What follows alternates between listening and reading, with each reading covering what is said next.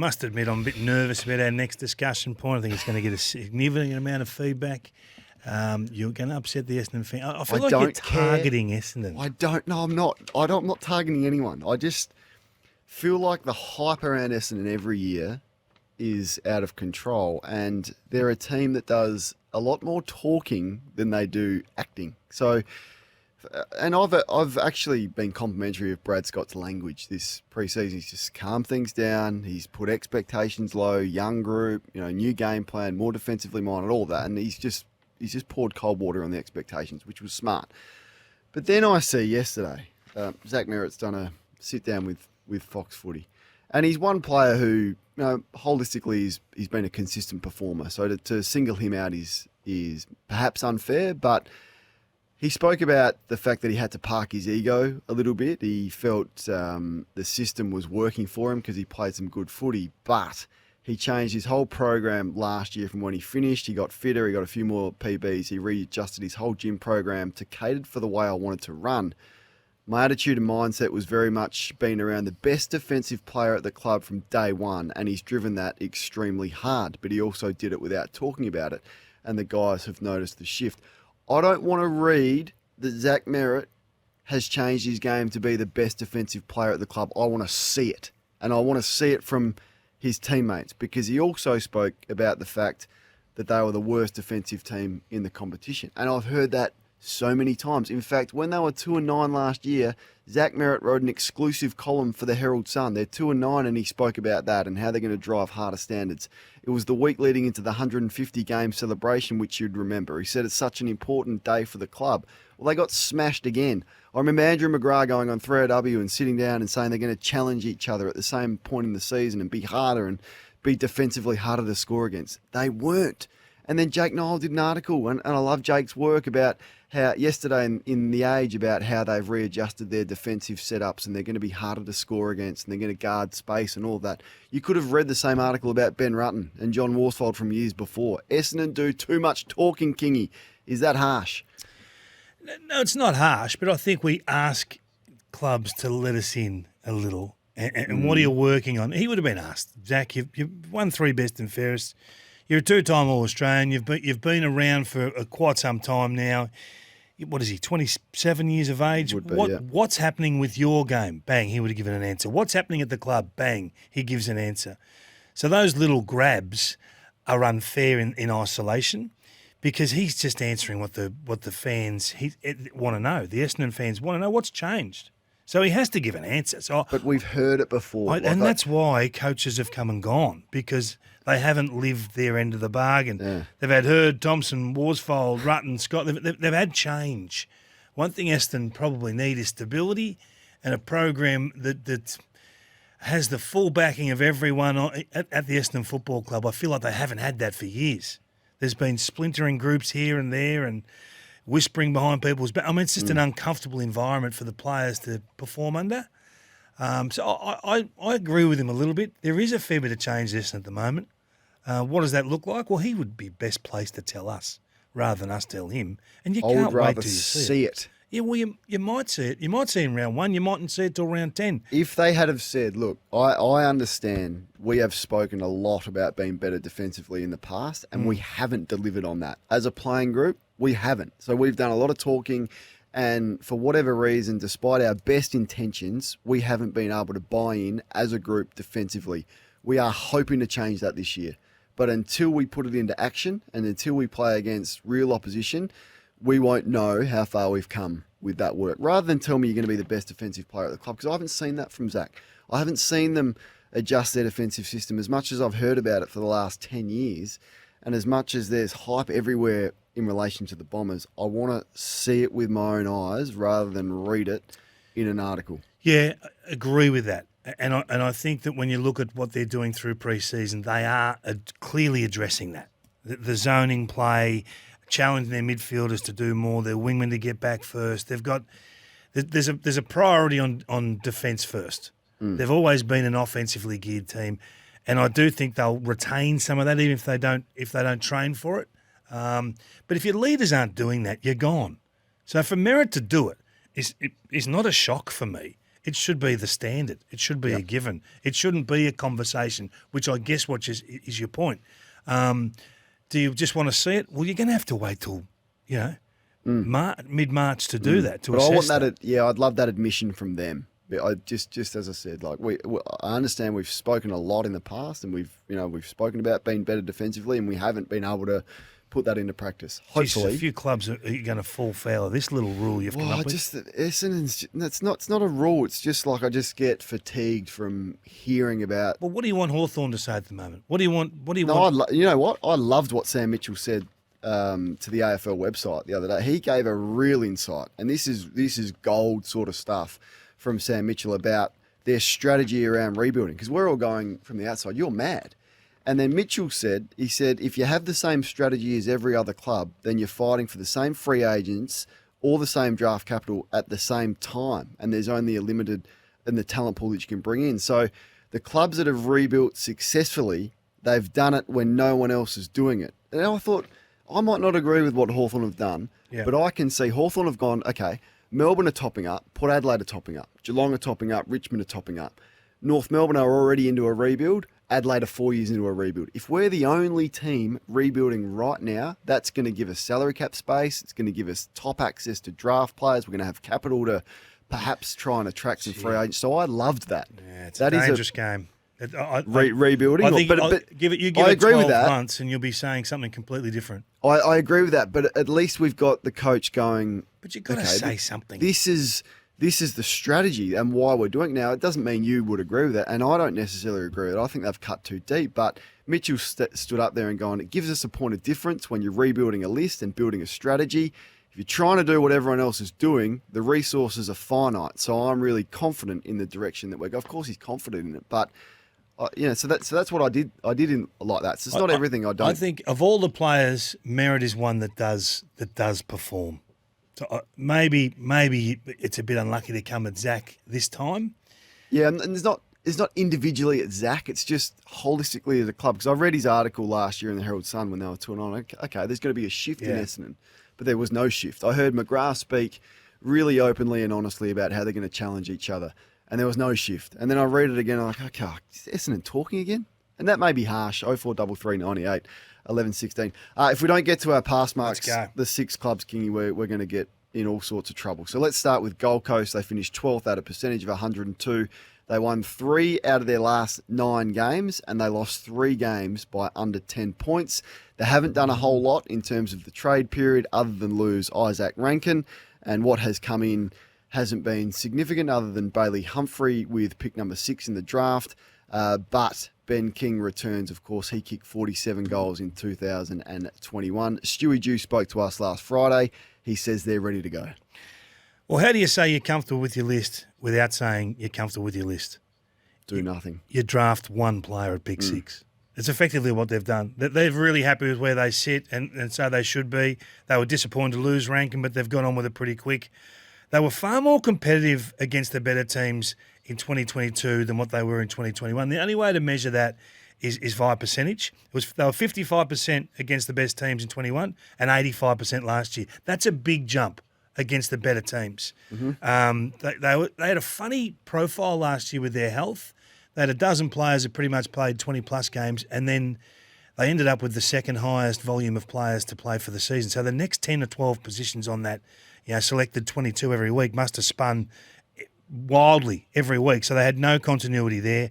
The biggest question for me is, what is Ben King worth? How many goals a week's he worth, and how many wins for the year is he worth? Because I think that sort of player, you're talking about Hawkins, Mackay, Norton, that sort of impact on the game. They lost 3 games by 7 points or less. They lost 6 by 3 goals or less. If this guy just playing is worth 3 goals, they are a finalist in 23. And there's a bit more around him. Like, as much as Casbolt is Levi Casbolt, he's a bigger body around him. Marby Chol is another target down there for him, and Stewie spoke about that. So the benefit of him not being there last year was that they did have to find those other options. They're all in on this midfield, so it's Miller, it's Anderson, it's Rao.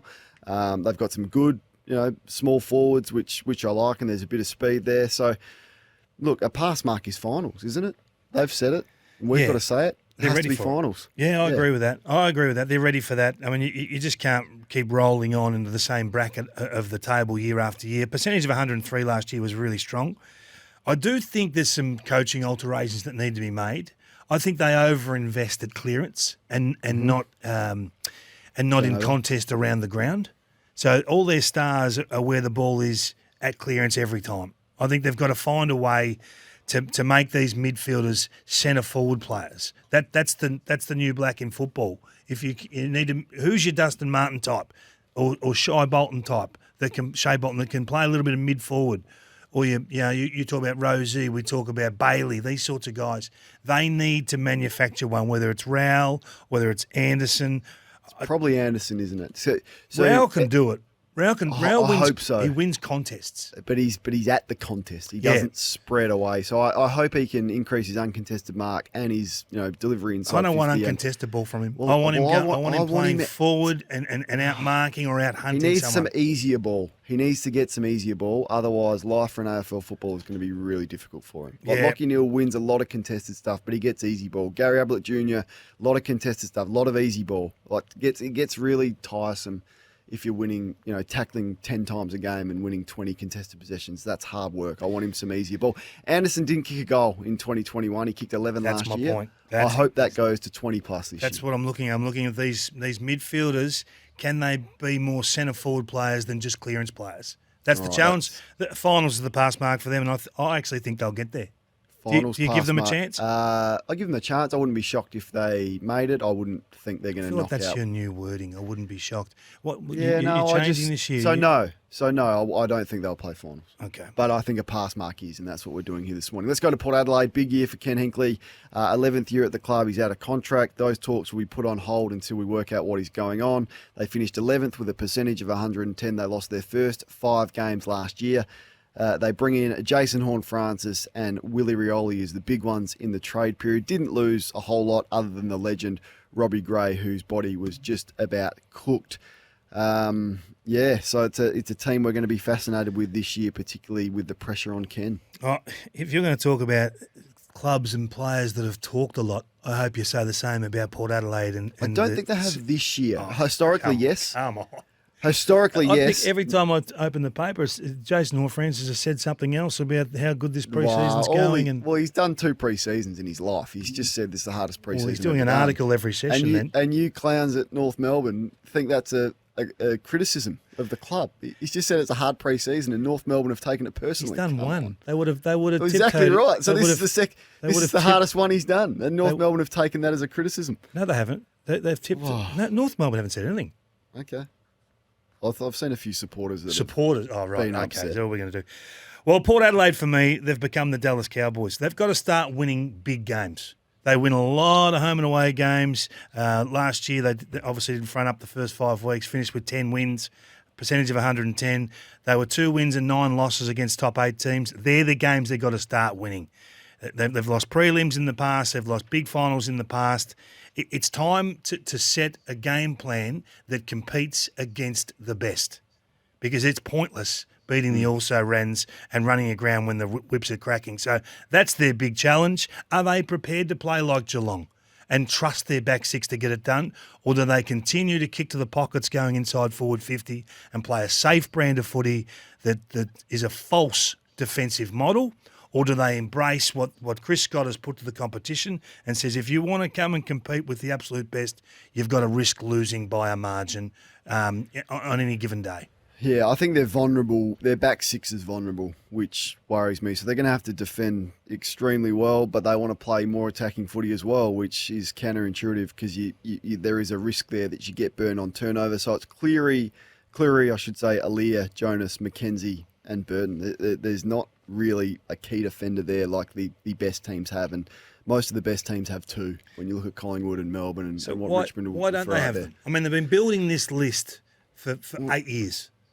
Yeah. How can they be short when they're in premiership I was really contention? critical that they lost Dougal Howard at the time. Now, they would say that they got Georgiades in exchange and that they are in front from that. But if you're in the moment and you want to win, you don't trade away a 200-plus key defender. So I think that has hurt them.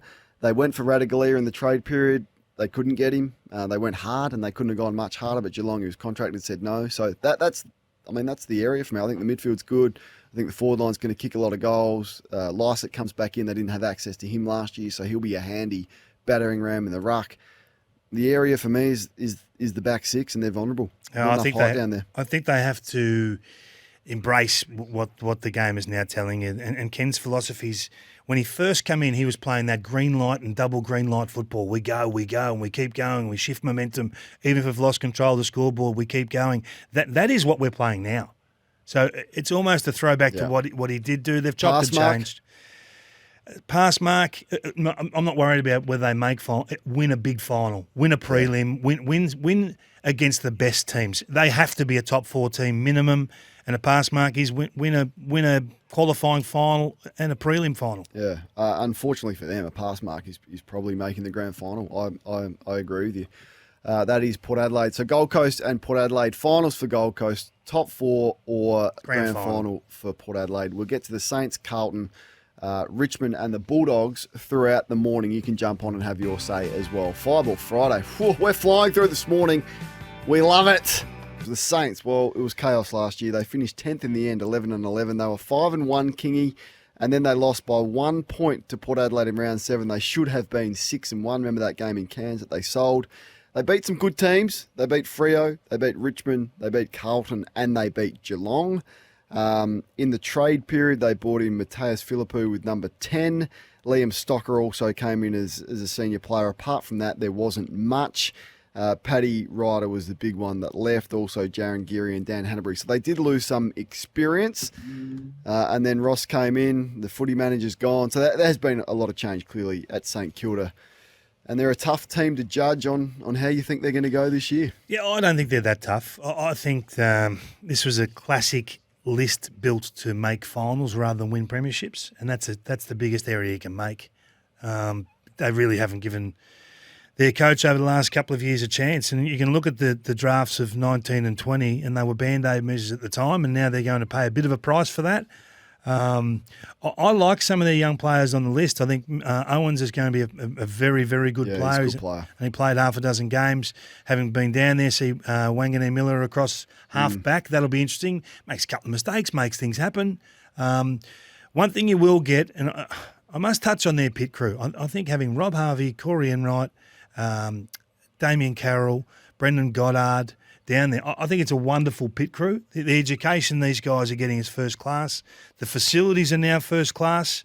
And with Ross just bringing a fair bit of discipline and structure to this group, I think this year will be a regression, but I think the development over the next 2 to 3 years will give them a chance to be a finals team, but not capped at finishing 5th, 6th, 7th, 8th. A So top 4 team in 3 to 4 years. What's the going to be the catalyst for that to happen? Because it's probably not going to happen with the players that are on the list currently. There's a couple of young ones coming through, but it's not as if they've had access to elite talent and there's 4 top 6 draft picks coming through together, like we've seen, Melbourne and Hawthorn back in the day. So what is it going to be?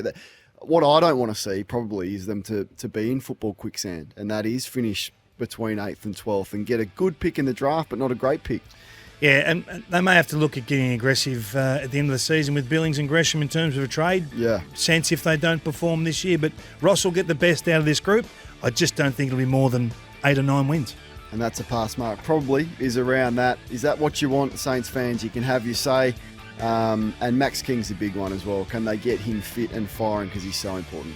Hey, before we leave the Dallas Cowboys, Port Adelaide, tell me what they are after round 5. They got Brisbane at home in Adelaide, Collingwood at the MCG. They got the Showdown. Then they play Sydney in Sydney and the Western Bulldogs in Adelaide. What will they be after 5 games, your boys? 3-2. 3-2. Beat Brisbane round 1. Lose to Collingwood. Who was the third game? The Showdown. They win that. Sydney and Sydney. Lose to Sydney. And they got the Western beat the Bulldogs at home. Okay. What do you think they'll be? 0-5 again? Well, this is my point. I want to see if they can win the big games. I think they'll win the Showdown, but the other 4 will be 50-50. Oh, yeah. And they lost the Showdown, the first one last year, so that has historically been 50-50 Well, let's as well. see. But it's a good Let's It's see. a good start. See that they do get they get tough draws, Port Adelaide. And then I don't want them coming out and talking like you, Sal. I mean, we had that last year. If they were 0-5, we can If still they make were finals. 1 and 4, what like how do they? Because it's a really difficult situation. And Leon Cameron had it last year. Bucks had it the year before. You know how do you? Because he's been I think he's been an excellent coach. Like how do you Can't do say it that. respectfully? You can't. He has been. An excellent coach. I think he has been an excellent. To be an excellent coach, you would have to have played in the grand final. Is Ross Lyon what? So played in the grand final. What Yeah. the difference between playing in one and winning one? Like An excellent lot of- coach. It has to have played in the grand final. he took over when they won 3 games and they'd sacked the coach and When they he won a took final the year over- before. He took over a long time ago. Yeah, I understand that. An But excellent played coach has to have played played in the grand prelim final. Dude, Okay. He's been a very text us good in. coach. Text us in. He's been a very good coach. Well, hang on, that's a bit of a shift.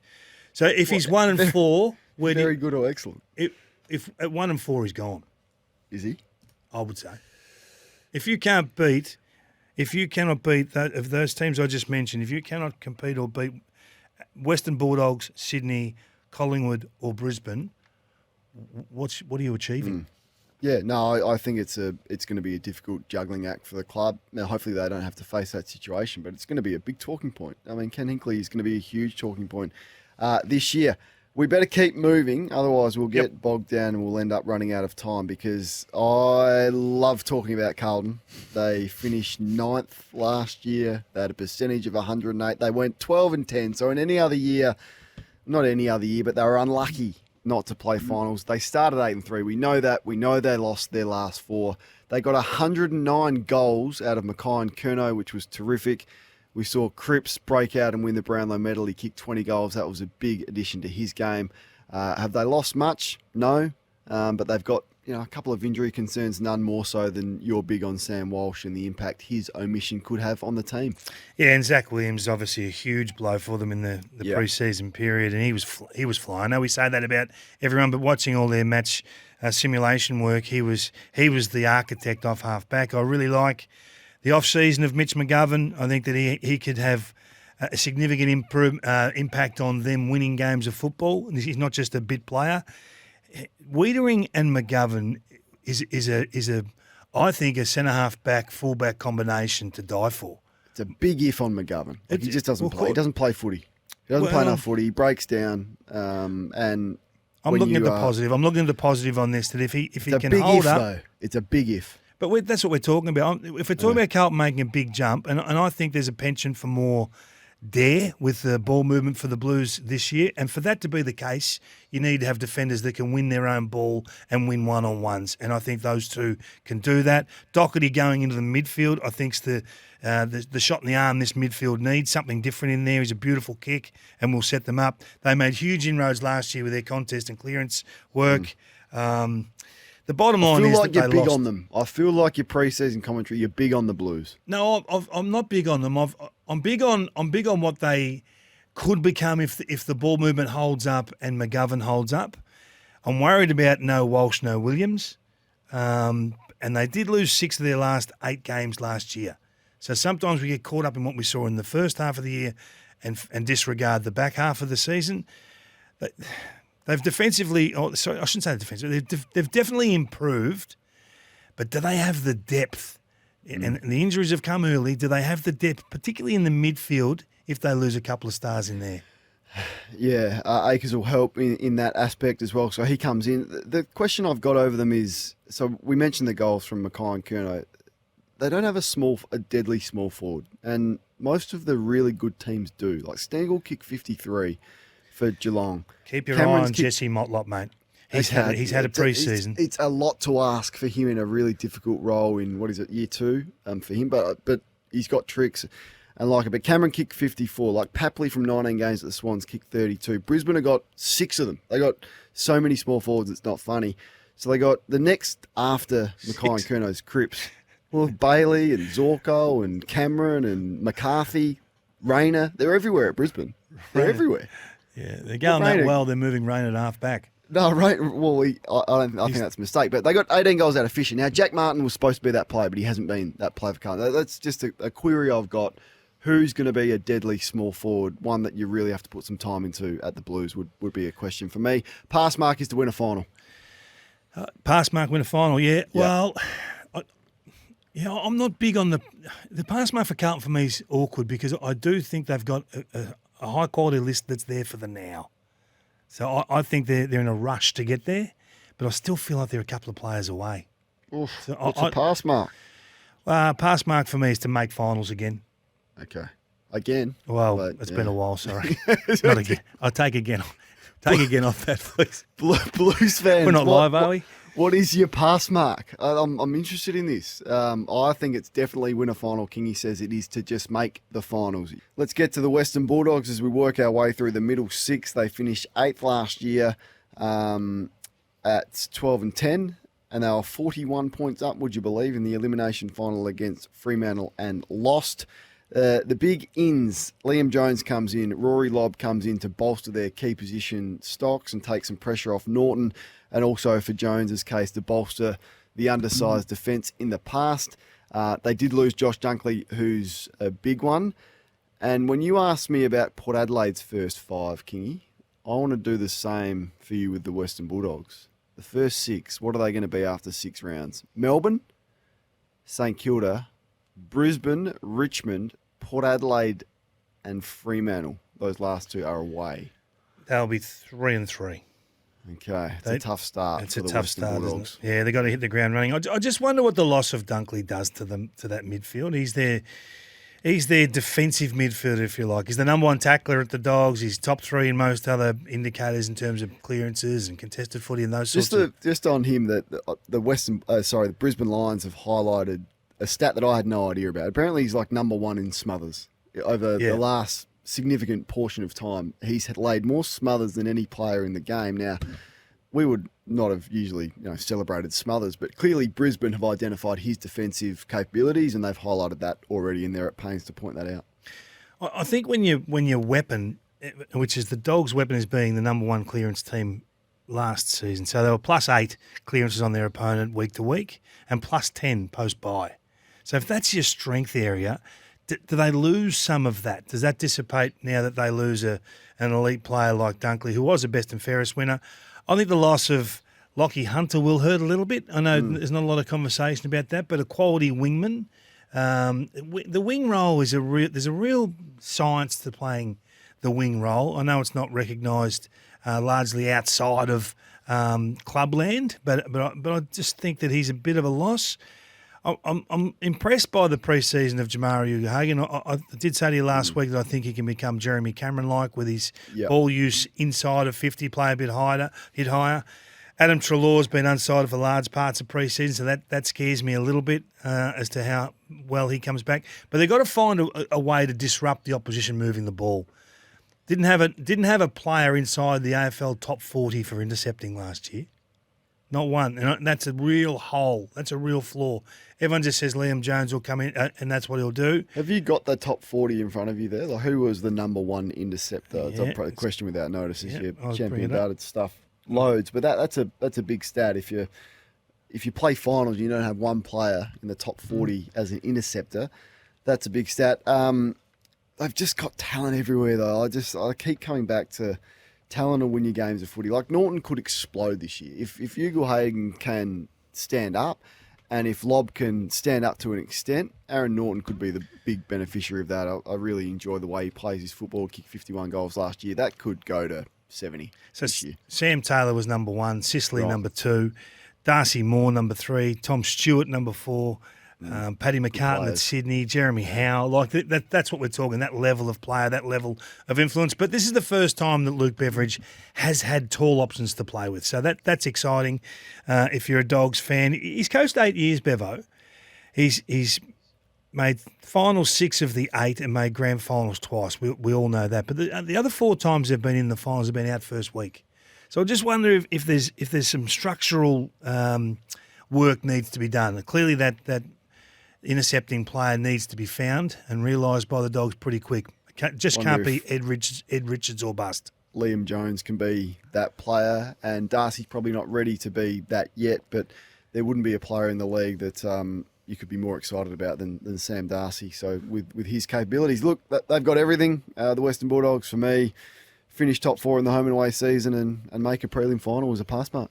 Yeah, top 4. I think that's they don't lack anything. If anything, there's maybe the loss of Dunkley would be bigger than I think most expect, but they'll be a top 4-5 team. I'd say.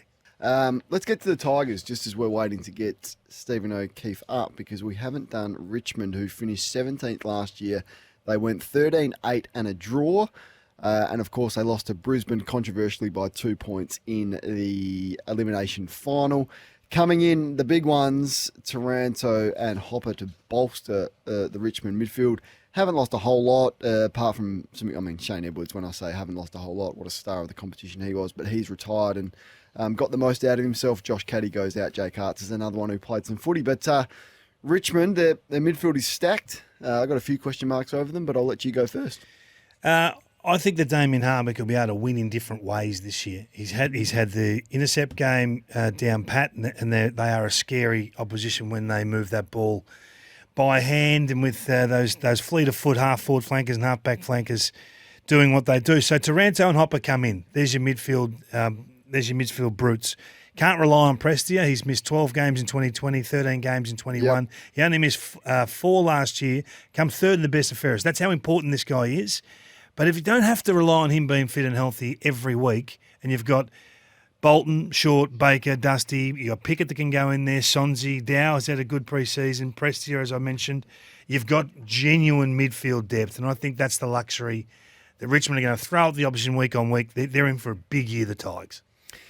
A big year. Yep. Okay. On the surface side, I agree with you. When you look at their name on paper and you look at the midfield depth that they've got and their ability in the forward line, I agree. But the thing that I always say with Richmond, they get injured a lot. They seem, I don't have the numbers, I'm not a sports scientist, but their best players get injured. Now, I look at it, Pressia you mentioned, Martin gets injured, Grimes gets injured, Cochin's always injured, Graham's injured at the moment, Lintz gets injured, Castagna's got a hammy, Gibcus has got a serious hammy, Vlosten missed games last year. They all do hamstrings for whatever reason at Richmond, and they seem to do them at crucial times.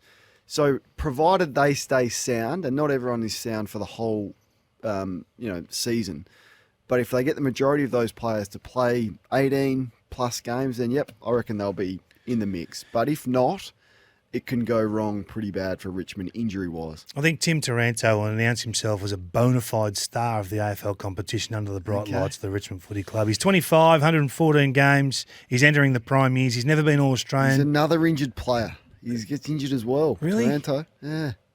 Gee, you're hot on. I just think Richmond's injuries. I've said it for 3. They get. I don't know. I'm right on this. They get injured a lot. Their best players do a lot of hamstrings. I don't know what it is. I think they're the way they play, maybe. It is perhaps a ballistic brand of footy. And age. I think. And once you've done one hammy and you get a bit older, you're more prone to doing others. They had 5 games decided by under 10 points last year and lost 4 of them. Some of them almost comical. You know, they lost to Geelong by 3 points, Sydney by 6 points. The Richmond one at Marvel, that draw. Yeah, they were in control. Look, even the final, even the way they bowed out up north was just crazy. That the goal umpiring and all sorts of stuff. I think this is what I'm excited about for Richmond, though. When I look at Martin and Bolton, and you've watched them throughout the pre-season, Bolton does his best work front of centre. He'll go to the centre bounce and get a mismatch, and he's a nightmare. But Martin and Bolton could be the best medium to small forward duo in the game and kick, I don't know, how many goals could those two kick between them this year? 80 plus, I reckon. Martin's, the most goals Martin's kicked in a year is 37. Can you believe that? 37. It sounded low when I know he's played a little bit of midfield as well, a lot of midfield as well. But he's 45 minimum this year. He'll be playing inside 30. He's very unselfish, Dustin Martin. I reckon he gives a lot. I'd like to look at his assist numbers. He gives a lot away. I'm more excited about Noah Bolter at centre half back. I think he's one of the most athletically gifted players in the competition, and Noah Cumberland as that wild card forward that rides shotgun next to Lynch. And you've mentioned Sonzi. He plays footy the right way. Yeah. He defensively really strong. So Yeah, and they've been able to, they've topped up, but they've also haven't neglected the draft. I think they've been pretty shrewd with their picks. So I guess my only concern, as I've said, is the injuries. What's a pass mark, Kingy? You'd think they're in the mix for top 4. Oh, yeah, I'm really excited about their season. Their pass mark, the win one final is probably a pass mark, but they'll be top 4 for me, and I'm flirting with the idea of tipping them to win the whole lot. All right, Peter's in Essendon. He wants to have his say on that. Can the Tigers go all the way? Kingy thinks it's a possibility, Pete. Yes, good morning. Just a question for you, David. You've been a big admirer of the Richmond playing system. Who do you think will be the prime player to play Lambert's role that is no longer there, David? So you're talking about the role where he just excites from stoppage and charges? What Craig Lambert was doing, during that golden years of the system. Well, I think they've got half a dozen players that can play it. This is the luxury. I mean, Liam Baker's done it before. Shai Bolton does it. We're talking now about Sonzi, who had, I think, a fantastic back half of the season. They don't want for fleet of foot half-forward flankers. I know you've talked about Cochin maybe not being a noted goal kicker in the past, Trent Kane, but as a high half-forward player, his class is evident. His short kicking inside 50 is elite. So I think that the fact they've got these two to go into the midfield, Peter, will help higher quality players spill to the flanks. It's a great luxury to have. Good on you, Pete. Appreciate your input into the show on the IMAR Insurance Open Line. So that's the middle 6. Next week, we will do the top 6 and what a pass mark might look like for those. In the meantime, we couldn't get a hold of Stephen O'Keefe, but Jared... Are you going to do a top 8? I'm just getting some people. No. You will do one. You can't review 18 teams and not put yourself on the line. There's nothing to gain out of doing a top 8. It'll be the most insipid thing you've undertaken. More insipid than you blocking 967 people on Twitter? I block people who abuse. If you are not prepared to, you're having a go at Essendon talking up a big game and not delivering. You are talking up a big game and not delivering. I don't want to talk a big game, and then there's nothing, because all people, those idiots out there, just screenshot your selections. Who cares? No one mentions when you get it right. They only get it when you mention when you get it wrong. So I'm taking the soft option like you've done on Twitter. You'll be doing You're it. a loser. You'll be doing it.